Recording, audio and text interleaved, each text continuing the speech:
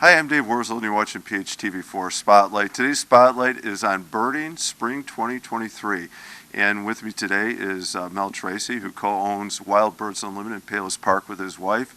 And it's kind of exciting. We've had a mild winter. The weather is breaking even better, maybe a little chill, but definitely the birds are showing up. I see someone coming back. Mel, how long have you guys been in the store? How long have you had it? How did you get started here? Well, the store's been here 30 years, more than that even, but long before me. But my father-in-law and mother-in-law owned the store before us, and so now Laura and I own it, and I have 4 kids, and each of the 4 kids has worked here. So we've got 3 generations of family working here, so it's a great family kind of thing. And we had our first granddaughter in January, so she's definitely going to get on the payroll. But it's going to be a little bit yet before she, there's worker laws, child labor laws, right? So it's been a long time, yeah. So the business there's a family legacy going on here. With your granddaughter, we can assume Wild Birds Unlimited will be in the Tracy family for years to come. All right. Well, hopefully. All right. Let's talk about the birding then. So here we are. We're on the doorstep of spring. Maybe talk about what people should do. Let's talk about backyard birding first, like your feeders and birdhouses and things like that as we get into spring. Yeah, and just a side note, as I was coming in the parking lot this morning, there's a turkey vulture going over. So those guys are already showing up. But it is going to be a little bit before we get to the orioles and the hummingbirds. But cleaning the feeders up, getting all that stuff going is great. And right now already, I've seen the goldfinches changing. Yeah. You'll see little blotches of yellow coming through in these guys. So a lot of people think we don't even have the goldfinches through the winter because they change so much. Right. They look so different. But anyway, so some of those colors are coming through. Cleaning up your feeders, super easy. Excuse me. If you want to just open them up, and then you're just going to run a brush through there with a little 1 part bleach, 10 parts water, and that will kill any of the bad germs for the birds, and then you spray a hose through there to make sure that it's, rinsed off clean. And that's pretty much it, it doesn't have to be a long, involved process, but it is important that you do it. So, right. I was going to say, then I'm maybe not related to like avian flu, which hopefully is in the rearview mirror, but maybe it'll surface again this year. But even that aside, anything we can do to help keep these clean and that environment healthy, right? Yeah. And I think we were just a little over-focused on the avian flu. I saw there was another article in the USA Today, I think it was, and it showed a map of all of the country with the number of birds. And in Illinois, there were 84. So, the number of birds we lose to, outdoor cats and, hitting windows and all these other things, it's just so far eclipses. But because it's important to the poultry industry, it's really, a big concern for them. So we talked about cleaning the feeders, get those ready, and when can we, should we have the feeders out now? Does it matter what kind of seed or, different seed, different birds, what we're putting out now? Yeah, let me bend down. Sure. This is like a hot cylinder. A lot of people like these guys because they keep the squirrels and the raccoons away. But come springtime, there's other hot ones that have fruit in them. And so you got a bunch of fruit-eating birds that are showing up now, and even my robins and stuff like that, bluebirds, those guys are all going to kind of start going for the fruit. So it's a good idea to have some fruit out there right now, even though our orioles and those guys aren't going to be showing up. You can actually start putting out jelly if you want right now because the robins do love it, so do the house finches, and these guys are all gearing up, getting ready to breed, so they all want the extra energy. Okay. All right, so good tips about the food variety. What about our birdhouses now, too? Do we need to do anything with those, or when do we open those up? Yeah, so hopefully you just open them up, dump whatever's in there out. Sometimes people buy ones that aren't really accessible, so when you're purchasing a bird feeder, make sure from the start that you're going to be able to real easily kind of get in there, clean it out. You can do the same thing with those guys if you want to put a little bleach water in a sprayer and just spray inside so everything in there is dead.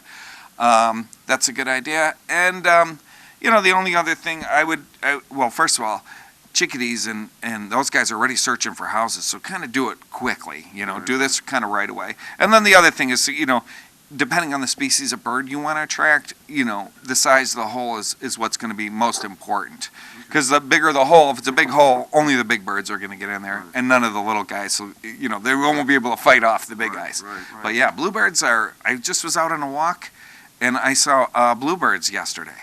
So there's things moving. So.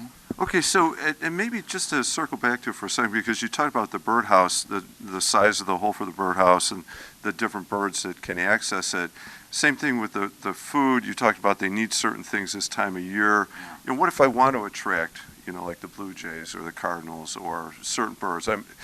Am I putting out certain food just for them that is less attractive to like the grackles, or is that not an option? Yeah. Well, sure. There's a variety of different solutions depending on what you're looking to do. A lot of people are like, oh, some of these blackbirds are driving me crazy. Even you can put out safflower. The only issue with safflower is it's because it grows out west. It's a natural food for the birds out there. Here it takes some time for the birds to get used to it, but it's definitely a favorite in my yard for the cardinals, the chickadees, the nuthatches. They all love it.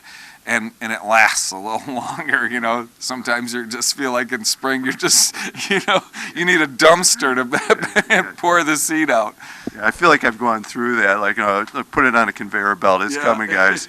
All right, so the other end of this, and you talked about, you saw the turkey vulture. The birds are some are starting to show up again. And can you talk about, we live in an area where there's great access to birding. What birds are we going to see over the next month or two, and maybe where are good places to see them in our area?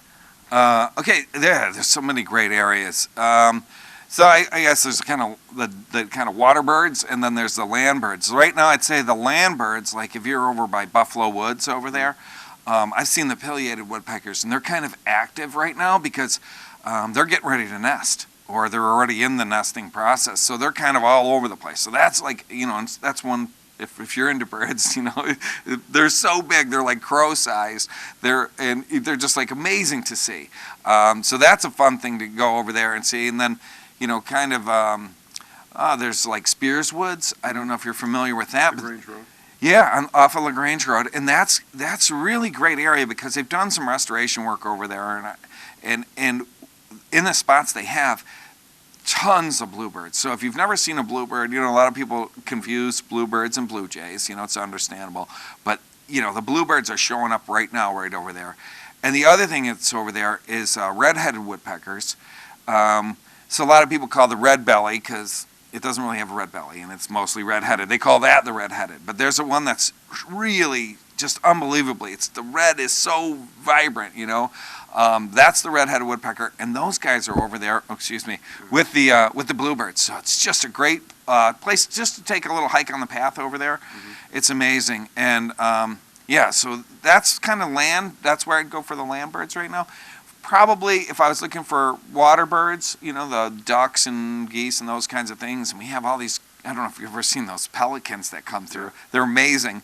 You can go up, like Saganashkee Slough is a good place for those kinds of guys. Also McGinnis Slough. Mm-hmm. And Maple Lake is the only place around here where I regularly see loons in the spring. And so those guys usually show up about now, actually. So if you want to see a loon, and if you've ever heard the loon call in the wild, it's the craziest sound, and it's just so cool. So if you've never seen a loon, you got to make a trip over to Maple Lake a couple of times. All right, now I'm going to put that on my radar because the only time I've ever seen a loon is in Minnesota or Canada. Beautiful birds, the plaintive cry of the loon. The sound, it is a beautiful sound. So we do have a lot coming in. I feel like the eagles probably never left. I feel like I've seen them flying around already. Yeah.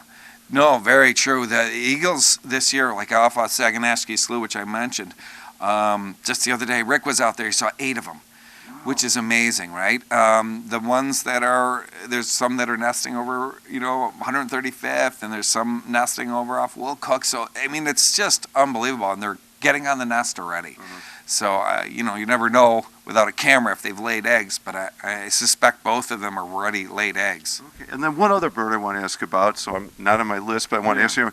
I know I've seen osprey near Little Red Schoolhouse and Tuma Lake over there. When will they start to show up again? Any thoughts on that? Yeah, they'll be coming soon again, The eagles kind of have an advantage because if it doesn't ice up everywhere, they just stay. where the ospreys have to go. And so the ospreys kind of don't know what's going on here, you know? Right. But like, just like the sandhills. The sandhill cranes have been moving through like crazy because it has been warmer. So I think the ospreys will start moving in the next, couple of weeks here. And again, Saganashkee Slough on the bottom there by 104th Okay. is a great place because they have a nesting pole, so you can see them there, Right. throughout nesting season. All right. And then, so it sounds like a lot of great things happening really quick, Yeah. starting now and moving forward. How about people who are starting out birding? I mean, what advice would you give them? Like, hey, they want to see some of these birds we're talking about. They want to get started in this. What are some things they might want to do, or how do you advise them to begin it? Well, okay, if they're getting binoculars, there's, a huge spectrum. You can Right. spend, a low amount to thousands, But the main thing you're going to look for is 8 by 40-ish kind of a thing, and the 8 is the magnification, so it brings it 8 times closer, and the 40 is the objective lens. A lot of times people, they're like, oh, I just want little ones, It's very difficult to use the little ones because they don't let in enough light, and you're looking through a very narrow thing, and birds tend to move around. If they were just sitting there, it might not be so bad, but because they're moving around, you just can't follow them. So that 8 by 40 is a really perfect combination. Lets in enough light, and it lets you have a good enough field of view where you're going to be able to see the birds, but also still bring them up close enough to see. So that's one thing, and I don't want to sound pushy here, but people never complain that they spent, they wish they would have spent, less on binoculars. You know what I mean? Getting a halfway decent pair to start is a good place. Hey, it's funny that you bring that up because I remember a couple of years ago going out with my wife and daughter looking at birds, and it is funny when you have it and you can see it. When you had that help in the right binocular, oh my gosh, it makes a world of difference. And Yeah. you see things that you don't normally get to see if you're trying to do the naked eye or it's just too far away, Any other equipment or advice people can sir? Okay, let me also say one thing. We in the past have done a lot of bird walks over at McClory Springs and other spaces, but through the pandemic we weren't allowed to. But this year it's going to be, opened up again. So you bring your binoculars on your walk, and we'll help you kind of like dial them in so that they work great for you. Don't care where you bought them from or anything like that. We'll help you, and then just learning, some of the different birds you can see in the area, and just having some fun. And it's always amazing. Like you go out there, and all of a sudden there's like 40 people, and you're like, wow, I didn't know there was this many people who are willing to get up on like a Saturday morning to go look at birds. So. But yeah, it's a good, fun thing. We'll be doing those like probably the Saturdays starting end of April and into May. Okay, so check that out, Wild Birds Unlimited in Palos Park. Looking forward to that. That sounds pretty cool. A lot going on. Getting feeders ready, getting the right feed out, the different mixes, and get outside and enjoy it because here it comes, right? Yeah, here it comes, right? Yeah, and before you know it, it'll be orioles and hummingbirds and all that stuff, and that's just the best. It is. All right. It's what we live for, right? we endure all this stuff just so we can get to this space. So no, it is beautiful, and you see birds in a way that you don't normally get to see them when you give them that attention. Yeah. Mel, thank you very much. This is cool. It's always fun visiting with you, and exciting. Looking forward to as these birds are making their way back through. Yeah. So. Thanks for coming out. I really appreciate it. It's great talking to you. I'm Dave Wurzel, and you've been watching Spotlight. Spotlight has been on birding in the spring 2023. We're talking with Mel Tracy at Wild Birds Unlimited. Thank you for watching.